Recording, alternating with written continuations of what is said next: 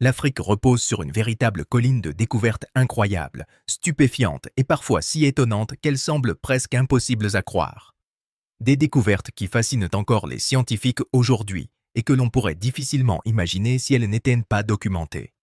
Dans cette vidéo, nous allons partager avec vous 20 découvertes faites en Afrique qui ont bouleversé le monde. Numéro 20. Homo naledi, une nouvelle espèce humaine découverte en 2013. Une équipe de spéléologues fit, par hasard, une découverte qui allait réécrire une partie de l'histoire de l'évolution humaine. Dans une chambre reculée du réseau de grottes Rising Star en Afrique du Sud, ils mirent au jour un véritable trésor d'ossements appartenant à une espèce humaine jusqu'alors inconnue, aujourd'hui appelée Homo naledi. L'excavation fut un défi immense. Les passages étroits et les roches coupantes rendaient presque impossible la progression d'un adulte. On dut alors recruter un groupe de jeunes femmes, assez menues pour se faufiler dans ces boyaux. Les os montraient un mélange unique de caractéristiques primitives et avancées. Les scientifiques pensent que cette espèce aurait coexisté avec nos propres ancêtres, les Homo sapiens, et aurait pu jouer un rôle dans notre évolution. Sa particularité la plus frappante, un cerveau estimé à 1/3 seulement de la taille du nôtre. Pourtant, ses mains et ses pieds suggèrent une grande dextérité, capable de manipuler des objets avec précision. Signe possible de comportements complexes et d'une organisation sociale proche de la nôtre. L'âge exact de Homo naledi reste incertain. Les datations radiométriques situent les os entre 236 000 et 335 000 ans. Et le mystère ne s'arrête pas là. Pourquoi plusieurs squelettes se trouvaient-ils tous dans cette même chambre? Certains avancent qu'il s'agissait d'un lieu d'inhumation, d'autres pensent à un piège naturel qui aurait condamné un groupe entier d'humains primitifs. Numéro 19. Le Blue Hole de la mort. Le long des côtes de la mer Rouge, en Égypte, se cache une merveille naturelle qui captive les plongeurs et les aventuriers depuis des générations. Le Blue Hole de Dahab. Ce gouffre marin de plus de 100 mètres de profondeur est bordé de falaises abruptes qui plongent dans une eau cristalline. Ce site n'est pas pour les âmes sensibles. Seuls les plongeurs certifiés et expérimentés en plongée profonde peuvent s'y aventurer en toute sécurité. Pour ceux qui osent, le spectacle est magique. Bancs de poissons multicolores, coraux éclatants, bleu intense à perte de vue. Mais sa beauté cache aussi un lourd tribut. On estime, sans chiffres officiels, que jusqu'à 200 plongeurs y auraient perdu la vie ces dernières années, ce qui en fait l'un des sites les plus dangereux au monde.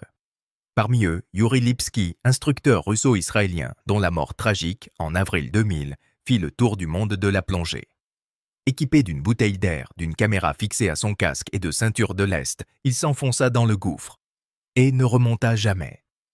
Au-delà de 90 mètres, les plongeurs peuvent être victimes de narcose à l'azote. Hallucinations, excès de confiance, désorientation et jugements faussés. Autant de facteurs qui peuvent être fatals.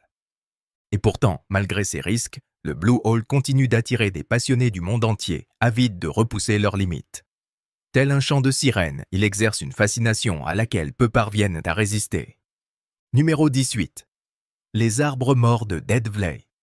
Au cœur du désert du Namib, il existe un lieu qui semble tout droit sorti d'une peinture surréaliste. Une cuvette d'argile blanche appelée Dead Valley. Là se dressent de vieux arbres morts, figés depuis des siècles, dont les troncs noirs ont été brûlés par le soleil implacable d'Afrique. Difficile à croire aujourd'hui, mais il y a seulement 900 ans, Dead Valley, qui signifie marais mort, était encore une oasis florissante, pleine de vie. Puis le climat est devenu plus sec, la désertification a progressé, et d'immenses dunes de sable ont coupé la vallée de sa source d'eau. La forêt verdoyante a disparu, laissant place aux silhouettes décharnées des arbres, leurs branches tordues tendues vers le ciel comme des doigts osseux. Le climat est si aride que les arbres ne se sont jamais décomposés, conservés tels quels comme des témoins inquiétants du passé. Le contraste entre le sol d'argile blanche et les troncs noircis crée un décor à la fois dramatique et presque irréel. Sans aucune végétation alentour, on a la sensation de se trouver dans un endroit isolé, oublié de tous. Pas étonnant que photographes, cinéastes et aventuriers du monde entier viennent admirer cette beauté étrange. Numéro 17. La naissance d'un nouveau continent et d'un océan. Au cœur de l'Afrique de l'Est, dans la région de l'Afar en Éthiopie, se produit un phénomène géologique qui fascine autant les scientifiques que les explorateurs. L'Afrique est en train de se déchirer. Depuis des millions d'années, le continent se fend lentement et l'Afar est l'épicentre de ce bouleversement. C'est là que trois plaques tectoniques, la nubienne, l'arabique et la somalienne, se rencontrent. Elles sont en mouvement constant, se poussant et se tirant, ce qui amincit considérablement la croûte terrestre. Ainsi, le magma peut remonter à la surface, formant un paysage de volcans, de sources chaudes et de geysers. En 2005, une fracture de 56 km de long s'est ouverte dans la vallée du Rift est-africain. Elle dépasse 15 mètres de profondeur et 20 mètres de largeur, un signe visible de ce lent travail souterrain. Les scientifiques prédisent que dans quelques millions d'années, cette fissure s'élargira jusqu'à séparer l'Afrique en deux continents. Le plus petit regrouperait la Somalie actuelle et une partie du Kenya, de l'Éthiopie et de la Tanzanie. Le plus grand comprendrait le reste. Entre eux naîtrait un nouvel océan, donnant potentiellement un littoral à des pays comme le Kenya ou l'Ouganda. Numéro 16. Un dinosaure exhumé au Zimbabwe. Dans une région isolée du Zimbabwe, des chercheurs, lors de 2 expéditions en 2017 et 2019, ont mis au jour les restes du plus ancien dinosaure jamais découvert en Afrique, le Mbirsaurus rati. Le nom Mbiresaurus vient de la langue locale Shona, en référence à la zone où les fossiles ont été trouvés. L'épithète rati rend hommage au paléontologue Michael Rath, qui avait signalé les premiers fossiles de cette région. Ce dinosaure aurait vécu il y a plus de 230 millions d'années, à la période du Trias. C'était un petit herbivore d'environ 2 mètres de long pour un poids d'environ 27 kg. Son corps élancé et son long cou lui permettaient d'atteindre la végétation dans des zones difficiles d'accès. Cette découverte ouvre de nouvelles perspectives pour comprendre le passé préhistorique de l'Afrique. Elle suggère qu'à une époque, le Zimbabwe abritait une faune de dinosaures variés, et que la région recèle peut-être encore d'autres trésors enfouis. Numéro 15. L'œil de la Sahara est la cité perdue de l'Atlantide. La structure de Risha, surnommée l'œil bleu du Sahara, est une merveille géologique nichée dans l'immensité du désert de Mauritanie. Ce site spectaculaire intrigue les scientifiques et fascine les aventuriers depuis des décennies. Cette formation circulaire mesure environ 50 km de diamètre, ce qui en fait l'une des structures naturelles les plus grandes et les plus impressionnantes visibles depuis l'espace. En son centre s'élève un plateau à plus de 180 mètres au-dessus du sol désertique, entouré d'anneaux concentriques de roches formant une alternance de crêtes et de vallées, donnant l'illusion d'une gigantesque cible. Les couches rocheuses sont composées de sédiments anciens, notamment de grès et de calcaire. Les scientifiques pensent que cette structure est née d'une combinaison d'activités volcaniques et d'érosion qui a peu à peu mis à nu les différentes strates et créé ce motif circulaire unique.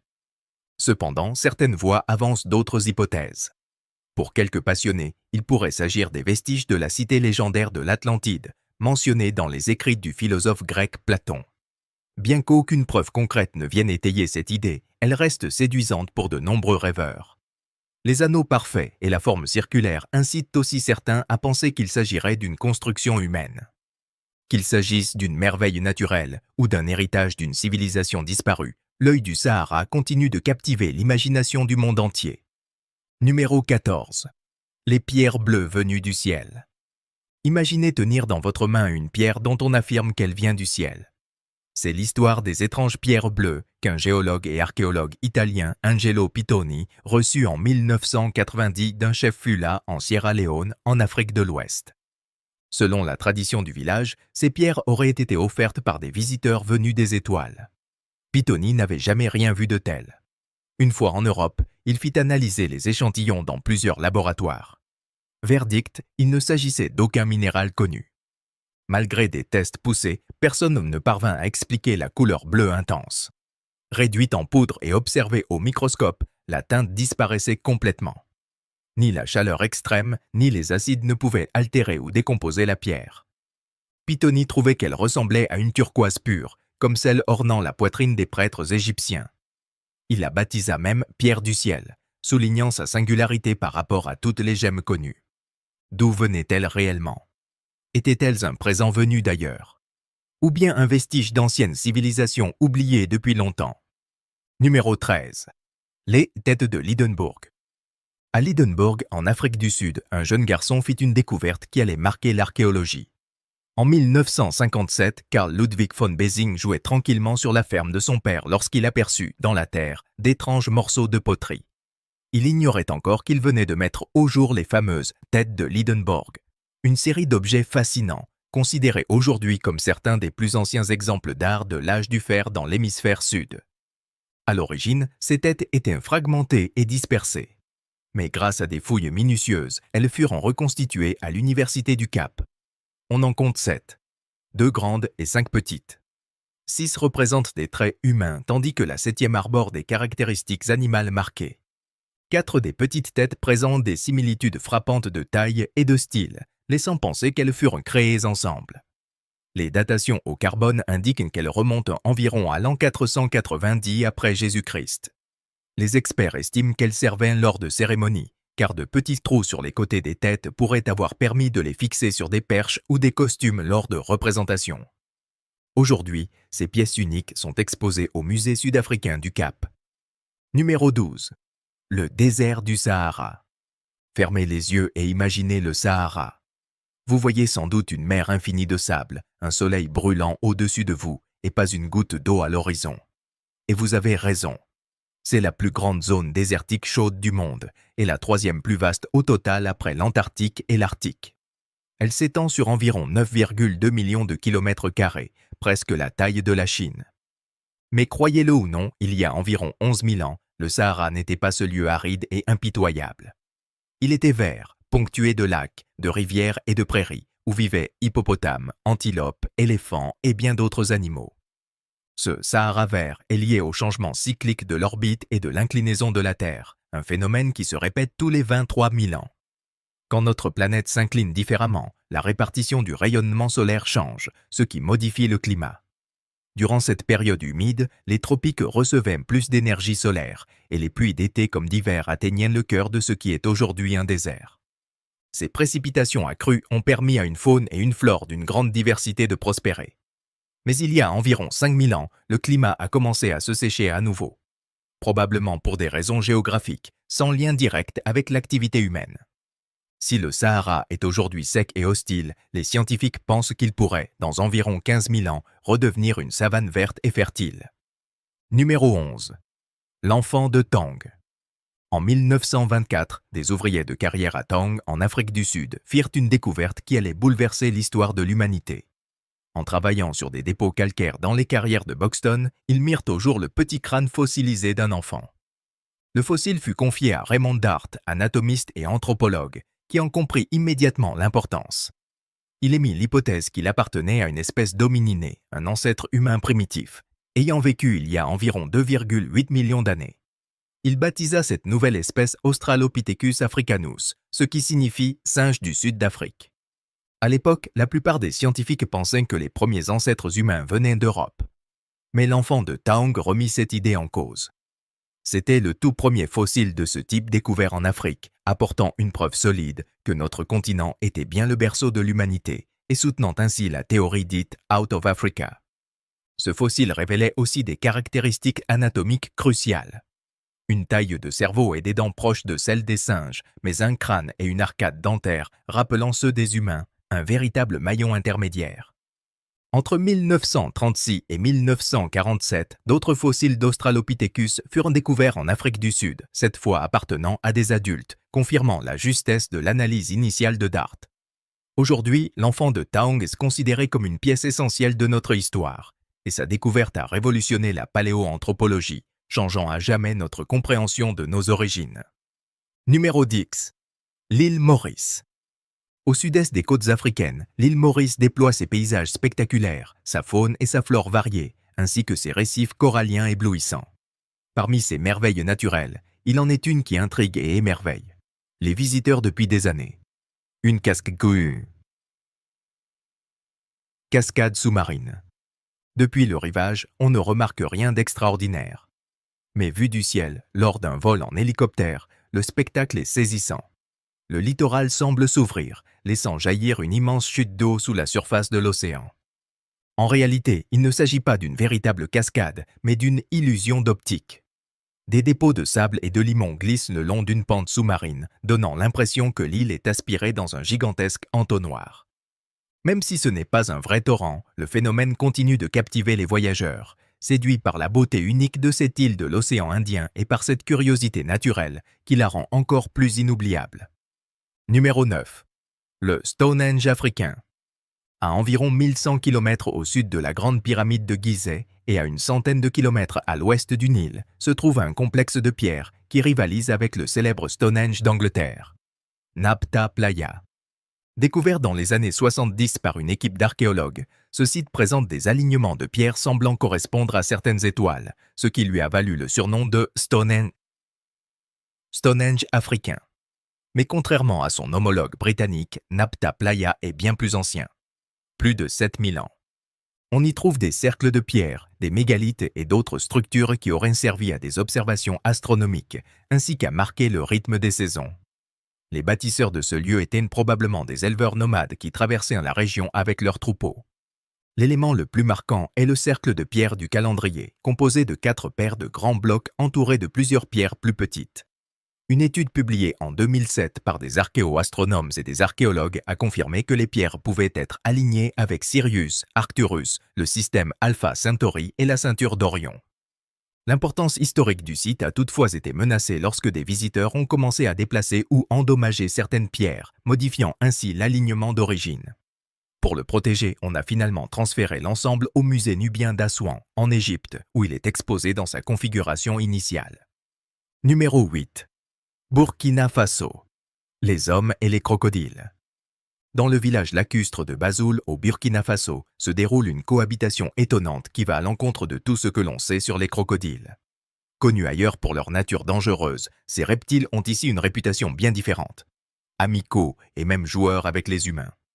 Selon la légende locale, cette relation particulière remonte au XVe siècle. À cette époque, une grande sécheresse frappa le village. Alors que les habitants, assoiffés, étaient au bord du désespoir, des crocodiles gardiens apparurent et les guidèrent vers un étang caché. En signe de gratitude, les villageois organisèrent une fête en leur honneur. Début d'un lien unique entre les deux espèces. Chaque année, la population célèbre encore une grande cérémonie appelée l'Akra, où l'on offre des sacrifices et formule des vœux aux crocodiles pour la santé, la prospérité et de bonnes récoltes. En saison sèche, il est courant de croiser des crocodiles dans les cours des maisons. Parfois, ils viennent pondre dans le village et les habitants protègent alors les nids contre les prédateurs. Beaucoup croient que ces animaux inoffensifs incarnent les âmes de leurs ancêtres. À leur mort, ils reçoivent même de véritables funérailles, avec inhumation dans des cercueils semblables à ceux des humains. Numéro 7. L'oiseau de Saqqara. En 1898, des archéologues mirent au jour un artefact qui allait nourrir l'imagination des chercheurs comme du grand public. L'oiseau de Saqqara. Découvert dans une tombe en Égypte, cet objet vieux d'environ 2200 ans a la forme d'un avion moderne, mais avec une tête d'oiseau. Sa taille avoisine 18 cm d'envergure pour un poids de 39 grammes. À ce jour, sa fonction reste un mystère. L'absence de toute documentation contemporaine à sa création entretient le doute.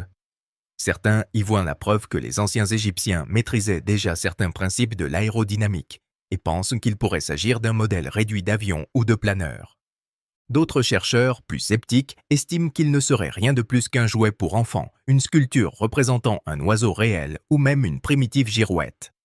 Le débat reste ouvert. Avancée technologique oubliée ou simple curiosité artisanale. Numéro 6. Les cercles de fées du désert. Dans l'immensité aride de la Namibie s'étend un phénomène naturel qui déroute les scientifiques depuis des décennies. Les cercles de fées. Chacun mesure environ 12 mètres de diamètre et forme une tache parfaitement ronde de sol nu, cerclée d'une végétation verdoyante. Des millions de ces formations ponctuent plus de 1700 km des prairies sèches d'Afrique australe. De nombreuses théories ont été proposées. Pour certains, les cercles seraient dus à des termites rongeant les racines de l'herbe. Pour d'autres, il s'agirait d'un schéma de croissance particulier, propre aux plantes, leur permettant de survivre dans un milieu hostile. Certains vont même jusqu'à suggérer qu'ils détiennent peut-être un secret pour comprendre comment la vie peut prospérer dans des conditions extrêmes. Les visiteurs peuvent les admirer à pied ou depuis les airs, fascinés par cette beauté étrange et par l'énigme qui persiste. Œuvre de la nature ou d'êtres mythiques, ces cercles restent l'un des mystères les plus intrigants du monde naturel. Numéro 5. Le vaudou en Afrique. En Afrique de l'Ouest, le vaudou est une religion largement pratiquée, qui s'est répandue dans d'autres régions du monde à travers l'histoire de la traite négrière. Le petit pays du Bénin est considéré comme son berceau. Plus de 40% de la population y pratique officiellement le vaudou. Le pays célèbre même une journée nationale du vaudou et possède un musée qui lui est entièrement dédié. Malgré la réputation de art noir ou de magie maléfique qu'on lui attribue souvent en Occident, le vaudou au Bénin est un véritable mode de vie. Il englobe la culture, la philosophie, la langue, l'art, la danse, la musique et la médecine. Son univers spirituel repose sur Mahou, l'être suprême, et sur une centaine de divinités représentant des forces ou des phénomènes tels que la guerre, la maladie, la guérison, la terre, les tempêtes et bien plus encore. Les prêtres invoquent ces divinités pour intervenir en faveur des fidèles, utilisent des plantes pour soigner les malades, ou, dit-on, pour empoisonner des ennemis. Les offrandes, poulets, moutons ou alcool, sont offertes pour demander de l'aide ou remercier d'un vœu exaucé. Les gens consultent les prêtres vaudous pour toutes sortes de raisons. Guérir une maladie, trouver un emploi, conclure une affaire, rencontrer un conjoint ou avoir un enfant. Numéro 4. Les grenouilles Goliath d'Afrique. Quand on pense aux grenouilles, on imagine souvent de petits amphibiens discrets. Mais laissez-nous vous présenter la plus grande grenouille du monde. La grenouille Goliath, Kondraoa goliath, originaire d'Afrique de l'Ouest. Cet amphibien impressionnant peut atteindre 32 cm de long et peser jusqu'à 3,3 kg, soit la taille d'un chat domestique. On ne le trouve que dans quelques zones restreintes des forêts tropicales, près de rivières rapides et de cascades. Comme ses congénères, la grenouille Goliath vit toujours à proximité de l'eau. La nuit, elle se poste sur les rochers des rivières pour chasser insectes, crustacés, poissons et même d'autres amphibiens. Étonnamment, malgré sa taille, elle est muette. Elle ne possède pas de sac vocal et ne coasse donc pas. Sa reproduction est également singulière. Le mâle construit un nid de pierres et de gravier au bord de l'eau, puis lutte littéralement contre d'autres mâles pour obtenir la faveur d'une femelle.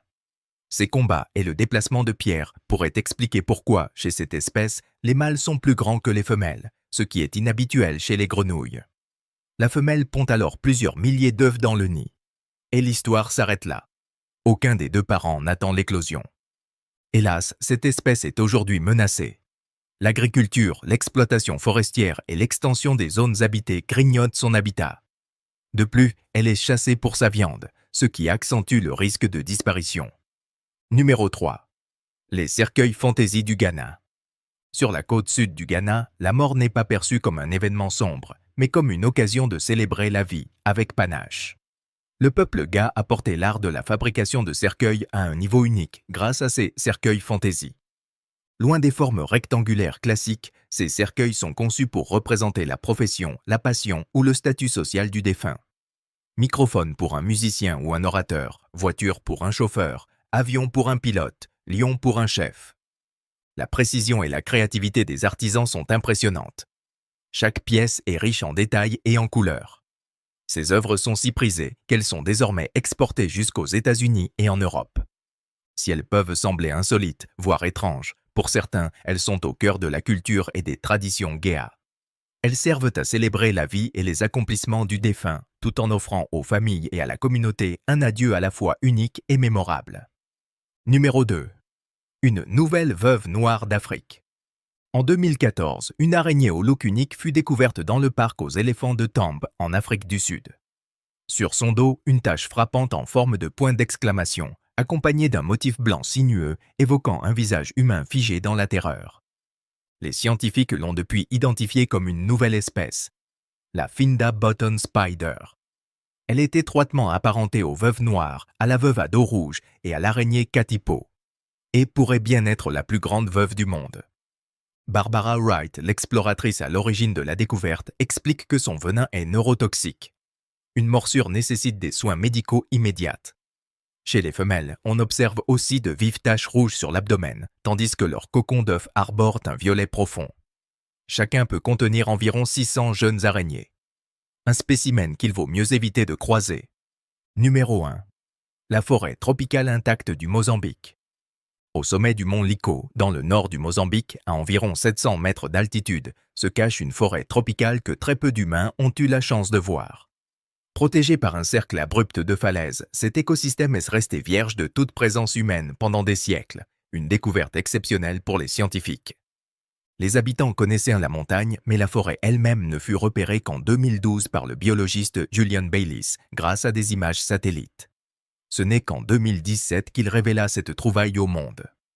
Ce qui rend cette forêt si unique, c'est qu'elle n'a subi que des perturbations naturelles, comme des sécheresses, et n'a jamais été modifiée par l'homme.